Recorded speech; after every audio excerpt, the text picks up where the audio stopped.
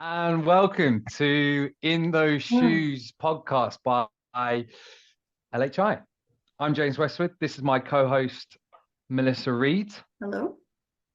And I guess welcome. This is our very first podcast. So I guess we should probably get into it. Mhm. Melissa, as I mentioned, is our um, team leader for our UK and Europe hiring within talent acquisition. She is a dog mum to Chester and Iron Brew advocate, which for anyone who knows, that means that she is automatically Scottish. It's probably racist. I probably shouldn't say that, but anyway, um, yeah. So she brings the glamour to the podcast for sure. And this is James. He's been with LHi now for almost 6 years and is our global talent partner, senior talent partner. Basically, Probably. James has basically worked in our Manchester office, our London office, LA office, and New York office, and has spent time in all offices, I think, bar Munich. So he's really, really got to know the business across many ways. And yeah, welcome to the In Those Shoes podcast. I guess we should give a bit of understanding as to why it's called that. Um, so in essence, a concept, it's come from a concept our CEO brought in around 10 years ago and follows the journey of your younger you. There's various other converses that have been brought into the business since bringing out this concept, but ultimately what it focuses on is making sure that those who come in after us have a better, more successful, happier journey through recruitment than what Jim initially had and what now we all have. He's got a Um, great story, hasn't he? Of yeah. he didn't do a deal for 9 months or something, which I think 18,000 cold calls with all rejections. madness. Which Yeah. obviously in these times, I think that is rare that will ever happen again. Yeah. But as you said, Melissa, it's very much just about literally putting yourself in the shoes of when you first started in recruitment and that journey that you've gone on. Mhm. And I think I'll speak for myself. The journey that I've gone on since I started in recruitment is one that is pinch myself, to be honest. And that's not necessarily specific to LHi, but yeah, I think you can see it resonate across the business, can't you? Yeah, and that was one thing he really wanted to keep and make important. He's always spoken about keeping the culture, even as we grow and scale as a business. It gives us a really good culture pinpoint to look back on, and to constantly be thinking about when we're thinking about the business. So yeah, it's a really good concept to have as a business that we can all buy into. Which I guess brings us on to the The business. business itself. Yeah, exactly. So James, talk us through who are LHi, what do we do? Give us information. Yeah. So I think for any recruiters listening, you may have heard of some of these brands, but in essence, LHi is the umbrella company, right? So a snapshot into most, if are of most of our offices, whether that is the US offices for sure, specifically London, you wouldn't know who works for these brands other than a sign above their head that would showcase the area of which that specific brand they're in. So those brands. First and foremost, the legacy brand, where the LH comes from the group, Lawrence Harvey, consists of three core verticals, which is data, cloud, and cyber. It's probably worth mentioning that there's naturally niches within those, and hopefully you'll hear from some of those throughout this series. Harper Harrison, my one true love, I must admit. When I first started in Manchester, Dell welcomed me in with open arms, and I've seen that business unit grow exponentially, and now taking on the US, a real soft spot in my heart. But they focus a built environment brand focusing on three areas of architecture and design, commercial, real estate, and engineering. We have Cypro Life Sciences that focuses on medical device, pharmaceuticals, and biotech.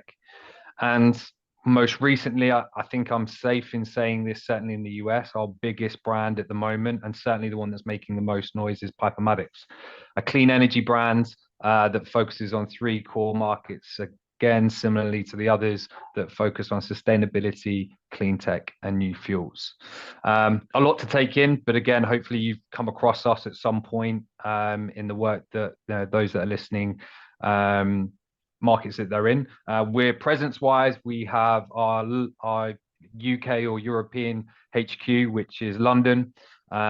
We have a Bristol office, we have a Berlin and Munich office, And over stateside, we have a New York office, which is the first office we opened on our HQ. We have a recently opened Miami office. Great vibe down there. I was there a few months ago. Austin, and LA, which is where I've most recently called home for the last year or so. Quick overview there. We do contract, we do permanent, we do hopefully majority retains. But yeah, a business that has grown certainly. I mean, how big were they when you first started, Melissa? Maybe like 100 and maybe around 200, 210 maybe when I first joined, because we were Yeah, in the old office in London when I first joined, and that was about sure. 50 people. So it has grown on arms and legs. Yeah. And I Bristol think grew from 0 to 30 in the past like 3 years, I think it is.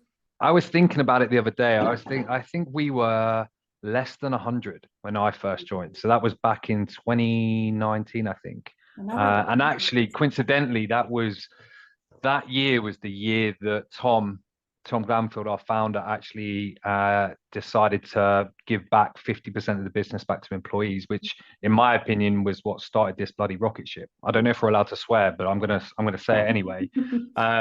So, quick overview of the business. Hopefully that resonates with those that are listening. I guess it's worthwhile giving some context to what people are going to be hearing if they're going to be tuning in, and ultimately what can they expect from the podcast. Yeah, definitely. I think we can all, well, you and I can agree, we can all agree when it comes to recruitment, or even just to be more general than that, just when it comes to businesses, we feel like we do things a bit differently, and it's something that we do want to shout about and bring attention to. A lot of what we do as a business is focus on people's journeys, whether that's the business journeys or our individual journeys, and the footsteps we take to follow the careers of those who've inspired us, or who perhaps to create new journeys for those who come after us, as we mentioned with the younger you. So naturally, the theme of the podcast came around. And yeah, throughout each episode, we're going to go through or touch on our LHi philosophies, because they are at the core of everything we do. But yeah, it'd be great to give you some prior context as to exactly what these are.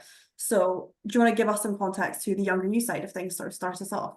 Yeah. So as you mentioned earlier, that's kind of where the name originates from. The concept of putting yourself in the shoes of a younger version of yourself. Whatever that looks like, fresh graduate, XP teacher like myself. What were you doing before? I actually worked in recruitment in Before you started recruitment?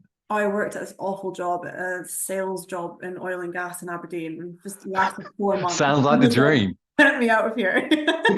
Terrible. Well, yeah. So the concept is stepping into Yeah. that entry point of recruitment, right? And everybody remembers their first job. Everyone remembers that first year, I guess, in recruitment, or certainly the first 6 months, right? Which is from what I see, a massive drop off of individuals who are like, what the hell have I got myself in for? But for those that were crazy enough to continue it, it's about that journey. And the younger you, again, is about trying to create a smoother pathway for people in the business now to be more successful than what you are, and to create what I hopefully will be a legacy that we'll talk about later. But in short, it is related to those that are the avid bookworms. It's related to a book called Good to Great, and based on the analogy of the New Zealand All Blacks and leaving that shirt in a better place. So in essence, we're using that concept in recruitment, leaving your desk in a better space. If you go on to management, if you go down the individual contributing route, how are you creating, from a database, the keywords through to the client, client revenue, or the brand name of the business, how is that in a better spot for those coming after you? Because naturally, if we can all do that, right, which all sounds like a great analogy, but in practice, how easy is that to do? It's just really hard to do, and especially when you get to the size of where we are, right, of almost 400 people. So yeah, that concept comes through the shoes, and again, you're gifted that when initially when you hit the divisional principal, I think it was at the time, getting to that point, you were gifted a pair, and as you mentioned before, it's evolved now, and we have various different ones that hopefully individuals that will be on this podcast can talk about their journey and how they received those. Following on from the younger you, it evolved into what was now classified as the future you. Do you want to talk us a little bit through that?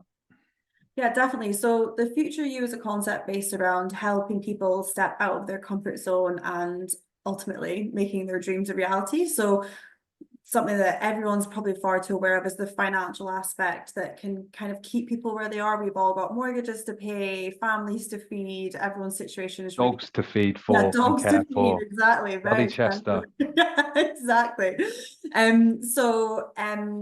Yeah, it's ultimately giving us falling off of what we want to go on and do. They really want to make sure LHI is a business that talks about what those plans are for when you do leave LHI, and you've got a really clear vision of what that looks like and how the business can genuinely support you to get there, so that when you come to that time you think, okay, I've finished my career in recruitment, perhaps it's a really positive thing that it's seen that you're leaving. It's not, sometimes when people leave a business it can be viewed negatively, so we're really keen to show a positive light on that. And so when people go on to their new endeavors, when they talk about, oh, I have my training at LHI or my career at LHI, it's really well known that that's a really great business to work for, that's where you've picked up loads of your skills, and that's something that's, like I said, positively honed in on. The concept is with our people in mind, so we have to work together commercially and culturally, and again, it just really helps facilitate that younger you coming through into the future you. It just really creates that culture that we want to keep going no matter how much we scale the business. And a lot of it falls into as well the financial reward that we are going to receive from our EOT. James, yeah, the exciting part, the bit that we all want to know about probably the most, but do you want to talk us through exactly what the EOT is, how it's going to benefit people in the business now, but also in the business when we get that payout, basically?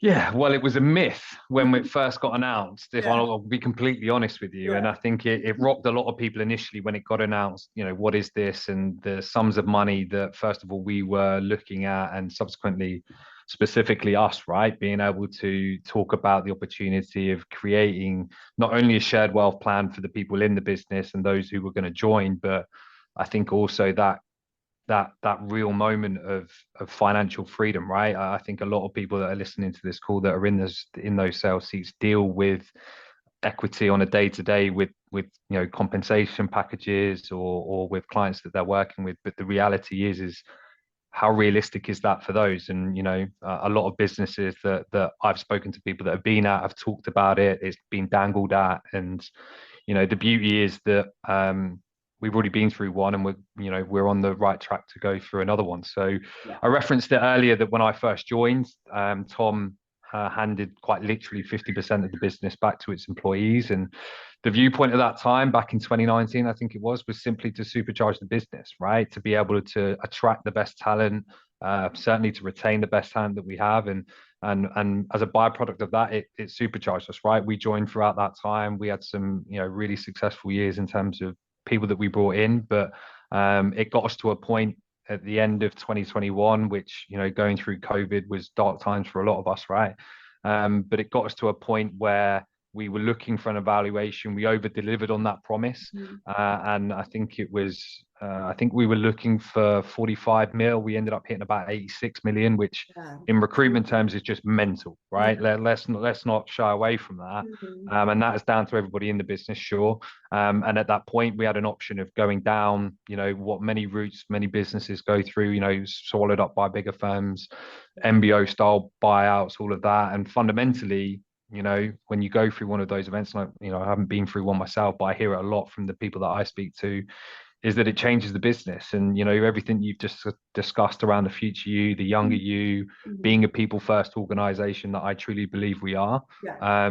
it got us, we wanted to protect it. And so the most logical route was going down what is known now as the employee ownership trust. So without getting into the nitty and gritty of it, in essence, we've gone and taken on additional 32%. So we now, as we being a beneficiaries of the business, we own 82% of the business. So associated to level that you are in our business, you in essence have a proceeds equity pot of your own.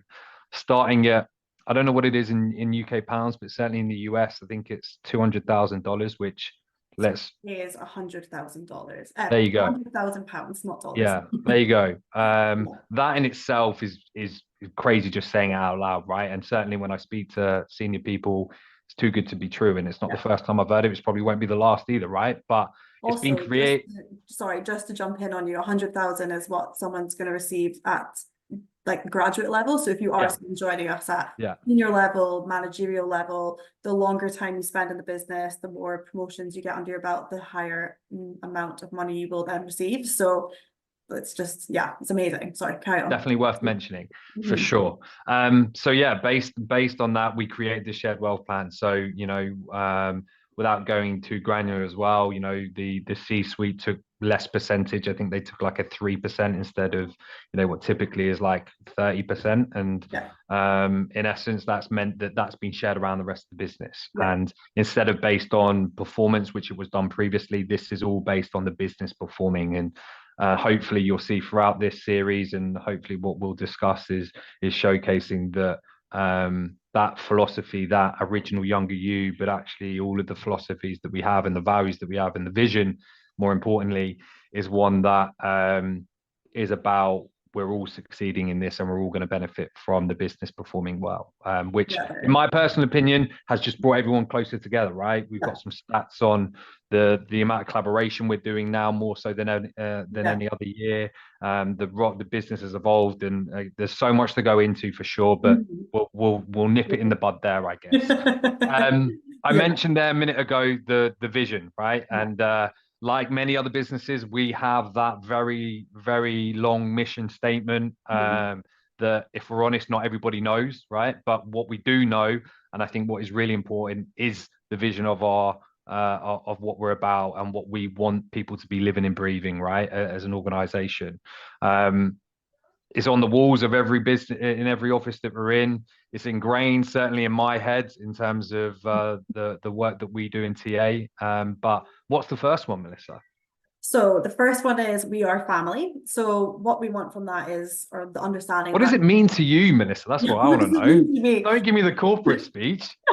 I'm already in the business. I know, sorry. To me, it's definitely, you'll know, again, we are so supported in this business by so many different people. It is not a case of you're, you know, limited by just your team, who are going to be amazing anyways, but you've got access to the support of the C-suite, your manager, you've got a mentor when you come into the business, you get assigned a buddy. There's so many different pillars of support around you, and just really, really collaborating with each other. Like you mentioned there, James said, we've not had so much collaboration as we have over the last maybe year or 2 years even. So working together, supporting one another, and genuinely being there for each other. You know, we're all human at the end of the day. You can't separate work and home and whatever else that's going on. So one thing that's always been spoken about with me is that accountability piece, but we support you regardless. If you make a mistake, that's okay. Talk to us, we'll figure it out together. So that's how I would probably describe it. Yeah, I like it. Wouldn't disagree with that in the slightest. Yeah. The next one is we are adventurous. It's probably been mentioned every time there's been an announcement about me making a move, which I won't use the word that we said earlier to describe me in the business, but I've been around the block, let's put it that way. But, you know, that is one aspect of it, right? Relocation, and for me, it's about pushing yourself outside your comfort zone, being in a position where, sure, you're probably doing well in what you're doing and you're comfortable in your work, but you know, where's the fun in that? But two, where's the growth in that? So we are adventurous, you know, can be quite literally relocating to Europe, to the US. But it also can just be in, you know, last year tech market wasn't great, right? And a lot of people took that adventurous nature and pivoted into renewables, right? Which was only beneficial for them as well as the business. But it's having the bravery to do that, right? And you know, to your point, right? Failing. And being adventurous to go and explore a new market, go and explore a new industry, and know that the business has got your back and there's people there to support you regardless.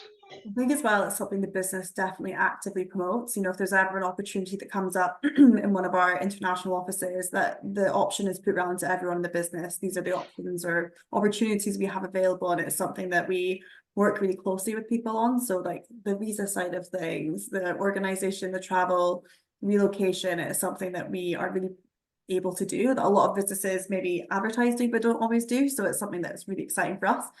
The next one, I'm going to jump in because I'm going to let you have the last one. Yeah. The next one is we make a difference. Now, when we talk about recruitment, how can we actually physically make a difference? Well, we can say that we work in renewables, and, you know, in the pandemic, we had a massive impact in the life sciences space, sure, but so did everybody else. I think for me, this is one that has been a combination over the last couple of years, but we call it LHi in.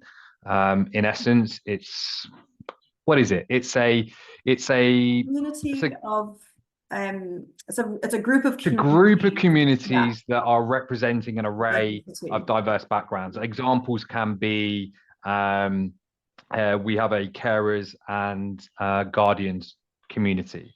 We have an LGBTQ plus community, and the viewpoint being is that we have 9 of these, by the way, but they're all about people coming together for a common purpose that is actually completely out of recruitment. We have a mind one, which a good friend of mine, George Davies, runs, and that's one that is, I think, extremely popular. But it's about bringing the community together, sharing practices, sharing ideas, and bringing that to the table to the business about how can we be better at supporting these communities and supporting people that are being involved in these in their day-to-day life outside of work, right? Which I think is really important. And anyone's involved in it, and I think it's something that when we make a difference, not only from an in-house perspective, also every office has a charity that they support. I think every half year, or certainly yearly, they choose a different charity. I think the common trends, me and you included in this, is dogs and being dog lovers. But I can speak on behalf of LA. We supported the Surfrider Foundation last year, where we did some beach cleanups. I supported the dog rehoming center in LA, and the big problem out there, as there is, I think, in a lot of the US. But the point is we're trying to do more, and we're just more than a recruitment firm, right? I think that's the takeaway from trying to make a difference. Definitely. And then our last one is the we leave a legacy. So again, we focused on that a bit more at the beginning of the podcast, but one thing that Jim was really, really keen on is, that younger you leaving a legacy, future you. How has he made life easier for those coming in after him? And that culture, that is ultimately going to be one of the legacies that he leaves personally. So thinking about how we can do that is probably focused and tied quite likely in with our future you concept. And I think as well, one thing is that's making that all possible is you have to think that, we're privately owned by Tom Glanfield. We've still kept that, been a privately owned business for a while now, and it's allowed so many of us to go on and have different opportunities whereby we've built relationships. We've got a really, really great C-suite. We don't have private investors or secret investors or quiet investors, whatever they're called, the technical term, coming in and telling us you need to change commission schemes, you need to change career progression plans. We're all working really closely together. And one thing that when the EOT scheme, when it was rolled out, I said to Anne-Marie, our chief people officer, I was like, how does this make sense? And her explanation to me was, Tom Glanfield, the founder, would get more thrill of seeing, people buying their first homes or putting that money towards something that's going to give them so much purpose or happiness in their lives. The people who've worked for him for so long, but more so than it would for him to buy another home, brand and amazing it may ever be. So I think that's something that, we are such a people first business. And it's so rare, I personally find a business who care about what you do after you leave that business. It's much bigger, grander vision. So yeah, that's probably how we describe that one. So it's everything on our vision, isn't it? I think so. I think look, and it's all well and good if you've listened to the whole of this so far. We're extremely grateful for that. But it won't be us doing our job, which is pretty much what we're doing right now. You'll hear from the horses' mouths, right? Not to call them horses, but certainly you get the analogy. As we said at the start, this is all about showcasing that what we've just discussed and what the business has to offer and what we are as an organization is driven and is live every day with those that are in the organization. And again, this is the nature of our job, right? And sometimes this opportunity, sometimes the EOT may sound too good to be true, but the reality is we've gone on a huge journey that have taken us to a position where we are one of the leading recruitment firms, or certainly UK based firms in the US and in the UK, right? And that's pure stats and facts, right? So winning some awards a couple of years ago, I'm not going to name drop, but we're there or thereabouts.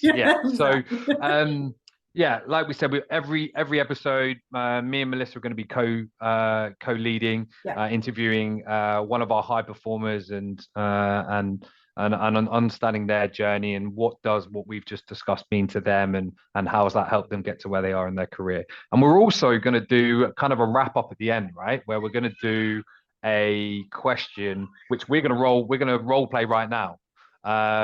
Simply at the end of it, where the common theme hopefully is going to be give us your best dad joke. An icebreaker. Do you want to go first? Yeah, okay. But start my Go on, joke then. first. Okay. How does the moon cut its hair? I don't know. I haven't got any hair, but go on. He clips it. Good. Good. Stunning. Stunning. Your turn. Well, I did have one, but it actually happened to me this morning. I was walking Reggie the dog, Reggie the recruiter, and my neighbor shouted out to me, "Watch out!" and threw a block of cheese at me. I turned around to him and said, "That's mature." They'll get better, hopefully. They'll get better. But anyway, people get when they're on the spot. That's gonna be interesting.